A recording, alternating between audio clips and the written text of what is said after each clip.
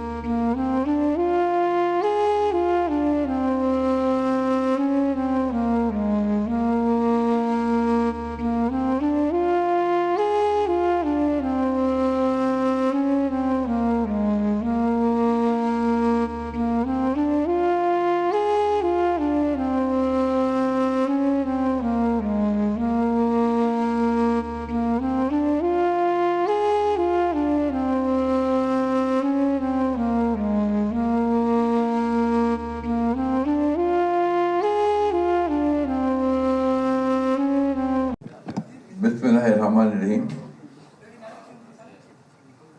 আমাদের জাতীয় স্থায়ী কমিটির সম্মানিত নেতৃবৃন্দ, বাংলাদেশ জাতীয় দলের কেন্দ্রীয় নেতৃবৃন্দ, প্রিয় সাংবাদিক ভাই ও বোনেরা, আসসালামু আলাইকুম। এই সংবাদটি নিয়ে আপনাদের সামনে দাঁড়াতে হবে, এটা আমরা কখনো ভাবিনি। আমরা এবারও আশা করছিলাম ঠিক আগের মতোই আবারও তিনি সুস্থ হয়ে উঠবেন। আমরা ভারাক্রান্ত হৃদয়ে ইতিমধ্যে আপনারা শুনেছেন ডক্টর শাহাবুদ্দিনের ঘোষণা। আজ ভোর 6টায় আমাদের গণতন্ত্রের মা, আমাদের অভিভাবক, আমাদের জাতির অভিভাবক আমাদেরকে ছেড়ে চলে গেছে। ইন্না লিল্লাহি ওয়া ইন্না ইলাইহি রাজিউন। এই শোক, এই ক্ষতি, এটা অস্বাভাবিক, অপূরণীয়। এই জাতি কোনোদিন পূরণ করতে পারবে না। যে নেত্রী তার সারাটা জীবন জনগণের অধিকারের জন্য, কল্যাণের জন্য, তার সমগ্র জীবনকে উৎসর্গ করেছিলেন, সেই নেত্রী দেশনেত্রী বেগম খালেদা জিয়া আমাদের মাঝে নেই, এটা আমরা যারা তার সহকর্মী এবং রাজনৈতিক কর্মী আমরা এটা ভাবতেও পারি না। বাংলাদেশের রাজনীতিতে একটা বিশাল শূন্যতা সৃষ্টি হলো। তাই নয়, পৃথিবীর গণতান্ত্রিক আন্দোলনেও একটা বিশাল শূন্যতা সৃষ্টি হলো।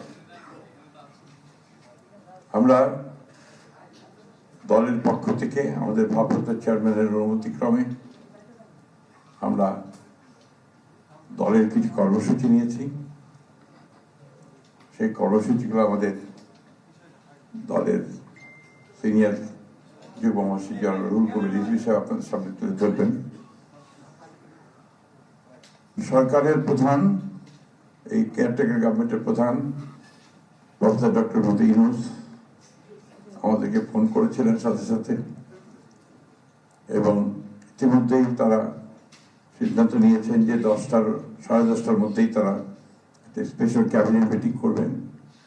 সেই ক্যাবিনেট মিটিংয়ে তারা দেশনেত্রী বেগম খালেদা জিয়ার যে শেষ কাজগুলো, তা জানাজা, দফন, তাকে রাষ্ট্রীয় মর্যাদায়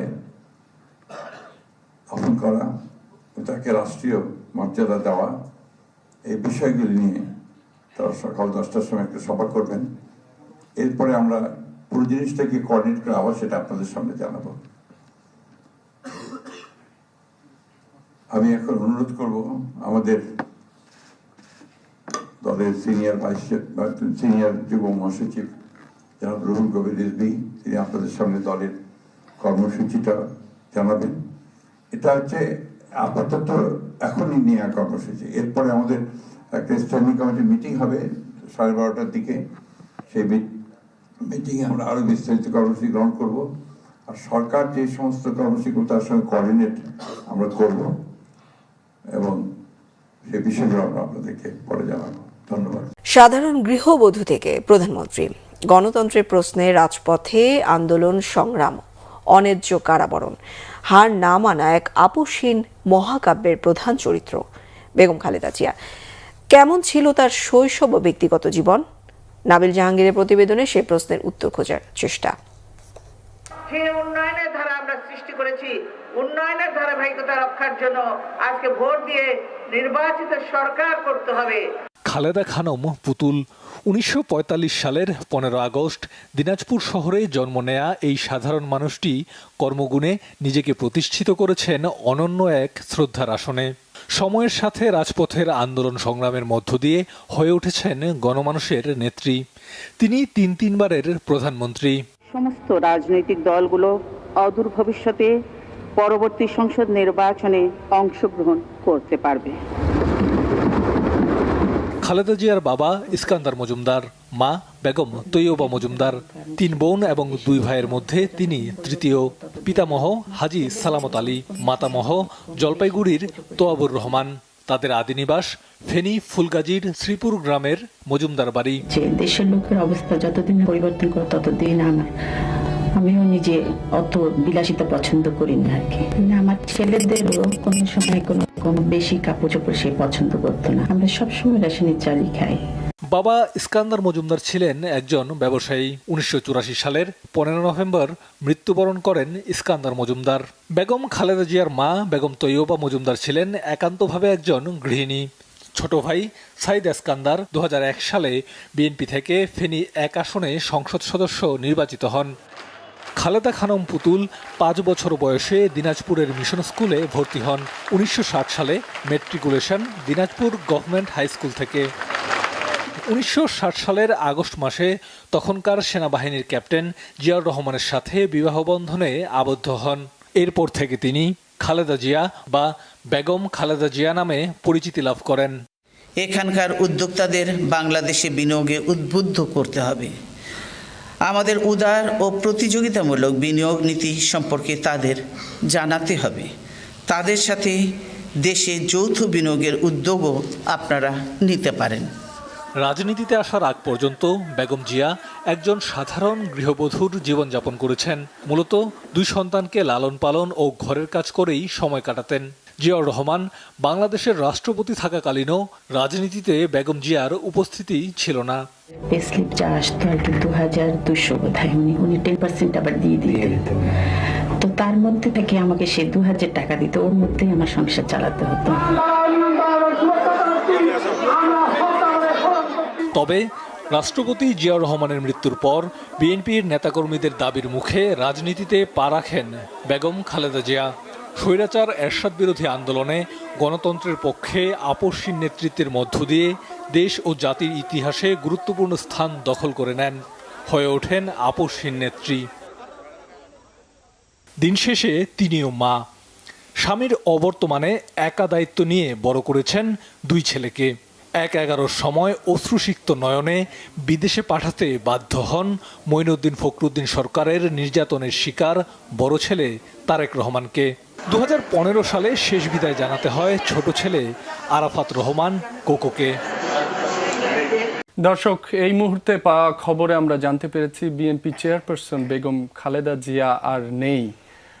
বিএনপির অফিসিয়াল যে ফেসবুক পেজ, সেখানে বিষয়টি নিশ্চিত করা হয়েছে। এ বিষয়ে সবশেষ তথ্য জেনে নিব। এভারকেয়ার হাসপাতালের সামনে আছেন সহকর্মী তাজনুর ইসলাম।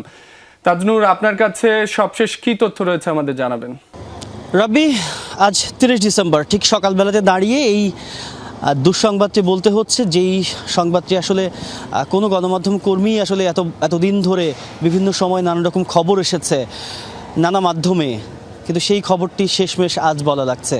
কারণ আজকে দলের তরফ থেকে এরই মধ্যে কনফার্ম করা হয়েছে, নিশ্চিত করা হয়েছে বেগম খালেদা জিয়া ঠিক আজকে সকাল 6টায় তিনি শেষ নিঃশ্বাস ত্যাগ করেছেন, তিনি মারা গেছেন। সুতরাং বুঝতেই পারছেন যে এক ধরনের খুব শান্ত ঠান্ডা পরিস্থিতি আমরা এরই মধ্যে দেখতে পাচ্ছি। যে আশপাশের কয়েকজন নেতাকর্মী এরই মধ্যে হাসপাতালের সামনে এসেছেন মূলত সেই তথ্যটি যাচাই করার জন্য, যেটি আমি একটু আগেই আপনাকে বলছিলাম। ঠিক আগের যেই লাইভে আমরা যুক্ত হয়েছিলাম সেখানে আপনাকে বলছিলাম যে তথ্য যাচাইয়ের একটা বিষয় রয়েছে, কেননা এর মধ্যে বেশ কয়েক দফায় বিভিন্ন সময়ে সামাজিক যোগাযোগের মাধ্যমে এই খবরটি নানাভাবে প্রচার হয়েছে এবং সেই খবরটি আজকে সেটি বলতে হচ্ছে যে একটি অধ্যায়ের সমাপ্তি এবং বিএনপির সবচেয়ে বড় পোস্টার যাকে বলা হতো, সবচেয়ে বড় চরিত্র জাতীয়তাবাদী দলের জন্যে, সেই চরিত্র আজকে তিনি পরপারে চলে গেলেন। এবং একই সঙ্গে একটি শান্ত এবং খুবই শোকার্ত পরিস্থিতি এই মুহূর্তে এভারকেয়ার হাসপাতালের সামনে। নিশ্চয়ই পরবর্তী সময়ে দলের নেতাকর্মীরাও এই হাসপাতালে আসবেন এবং আইনশৃঙ্খলা রক্ষাকারী বাহিনীর সদস্যরা এরই মধ্যে ফটকে যারা রয়েছেন, বিশেষ করে পুলিশ সদস্য এবং বিজিবি সদস্য, তারা তো একেবারে প্রস্তুত অবস্থায় রয়েছেন, যেটি মনে হচ্ছে যে পরিস্থিতি অনুযায়ী তাদের সদস্য সংখ্যা বাড়ানোর সম্ভাবনা রয়েছে। আমরা বিভিন্ন সময় তাদের মধ্যে নিজেদের মধ্যে কথা বলতে দেখেছি। তবে গতকাল রাতে এই নাটকীয়তা কিংবা নানা রকম ঘটনা প্রবাহের মধ্যে দিয়ে গিয়েছে এভারকেয়ার হাসপাতালে। বিশেষ করে খুব জরুরি মুহূর্তে, খুব জরুরি অবস্থায় তারেক রহমান এবং তার স্ত্রী ডাক্তার জুবাইদা রহমান এবং তাদের কন্যা জায়মা রহমান সহ পরিবারের সদস্যরা, একই সঙ্গে মেডিকেল বোর্ডের সদস্যরা, তারা দীর্ঘ সময় গতকাল বৈঠক করেছেন।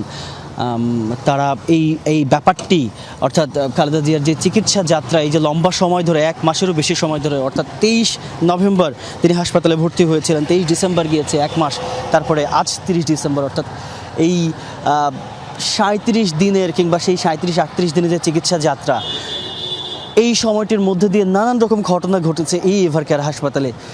সেই এভারকেয়ার হাসপাতালে সেই সমস্ত নাটকীয়তা, সেই সমস্ত ঘটনা, বিশেষ করে মাঝখানে এমনটি হলো যে সামাজিক যোগাযোগের মাধ্যমে এত বেশি পরিমাণে গুজবে সয়লাভ হয়ে গেল, সে সময় আসলে সঠিক তথ্য যাচাই করা, সঠিক তথ্য দেওয়া অনেক বেশি চ্যালেঞ্জিং হয়ে দাঁড়িয়েছিল। সেই সময়টিতে বিএনপির তরফ থেকে জানানো হয়েছিল যে কেবলমাত্র ডাক্তার জাহিদ এই খালেদা জিয়ার স্বাস্থ্যের ব্যাপারে কেবলমাত্র তিনিই আপডেট দেবেন। তবে যে ব্যাপারটি সেটি দাঁড়াচ্ছে যে খালেদা জিয়া দীর্ঘদিন বাংলাদেশের রাজনীতিতে সক্রিয় ছিলেন, বিশেষ করে 90-এর যে স্বৈরাচার বিরোধী আন্দোলন, সেই সময় থেকেই মূলত মানুষ আলাদা করে বেগম খালেদা জিয়াকে চিনতে শুরু করে।